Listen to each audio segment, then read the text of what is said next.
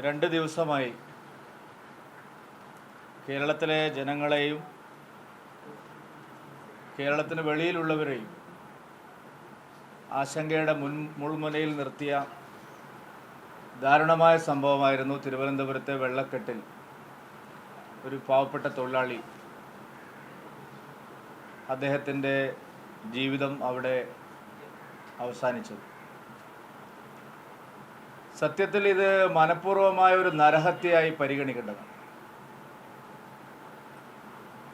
അങ്ങേയറ്റത്തെ ഗുരുതരമായ കൃത്യവിലോപവും മിസ്മാനേജ്മെൻറ്റുമാണ് ഇതിന് കാരണം. എന്നാൽ ഈ വെള്ളക്കെട്ടുകളുടെ നിർമ്മാർജ്ജനത്തിന് അവിടെ ശരിയായ കാര്യങ്ങൾ നിർവഹിക്കുന്ന കാര്യത്തിൽ ഗുരുതരമായ വീഴ്ചയാണ് നഗരസഭയ്ക്കുണ്ടായിരിക്കുന്നത്.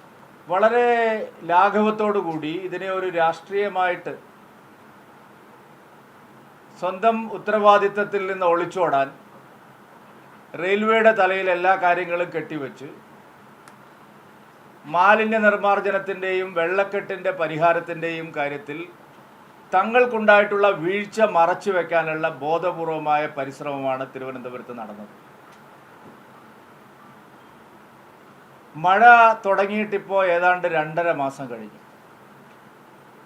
ഈ മഴ തുടങ്ങുന്നതിന് മുമ്പ് ചെയ്തു തീർക്കേണ്ടതായിട്ടുള്ള ഒരു ജോലിയും നഗരസഭ അധികൃതരുടെ ഭാഗത്തു നിന്ന് അവിടെ നടന്നിട്ടില്ല.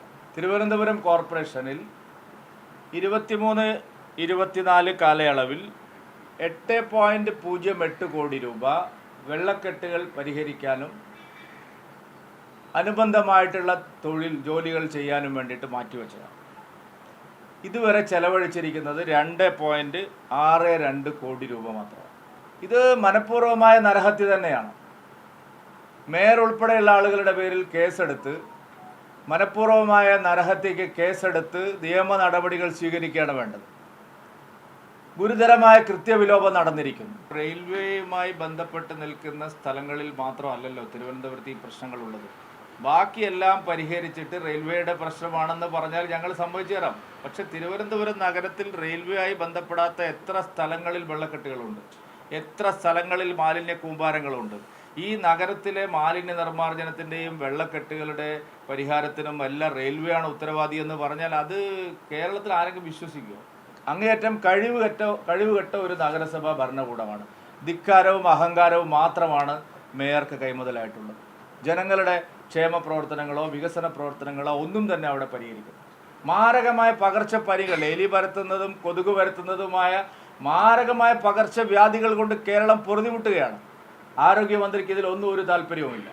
ആരോഗ്യ മേഖല കുത്തഴിഞ്ഞിരിക്കുക. പല ആശുപത്രികളിലും മരുന്നില്ല. പ്രാഥമിക ആരോഗ്യ കേന്ദ്രം മുതൽ മെഡിക്കൽ കോളേജ് വരെയുള്ള സ്ഥലങ്ങളിൽ ഒരു തരത്തിലുള്ള സംവിധാനങ്ങളുമില്ല. നിങ്ങൾ ആലോചിച്ച് നോക്കൂ, തിരുവനന്തപുരം മെഡിക്കൽ കോളേജിലെ ഒരു ലിഫ്റ്റിൽ 2 ദിവസം ഒരു രോഗി കുടുങ്ങിക്കിടന്നു. എന്താണ് ഇതിൻ്റെയൊക്കെ അർത്ഥം? എവിടെയാണ് ഇവിടെ സംവിധാനങ്ങളുള്ളത്? കേരളത്തിലെ ആശുപത്രികളുടെ അവസ്ഥയാണിത്.